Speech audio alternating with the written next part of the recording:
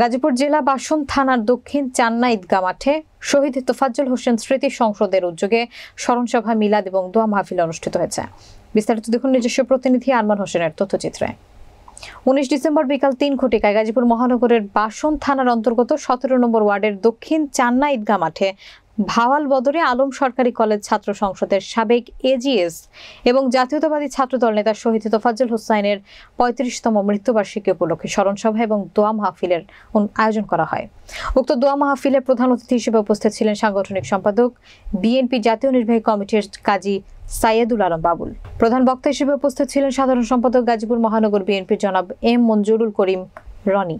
অনুষ্ঠানে সভাপতি হিসেবে উপস্থিত ছিলেন আহ্বায়ক শহীদ তোফাজ্জল হোসেন স্মৃতি সংসদ, সাধারণ সম্পাদক বাসন মেট্রো থানা বিএনপি, সাবেক সভাপতি গাজীপুর জেলা যুবদল, সাবেক সভাপতি জাতীয়তাবাদী ছাত্রদল ভাওয়াল বদরে আলম সরকারি কলেজ জনাব মনিরুল ইসলাম মনির।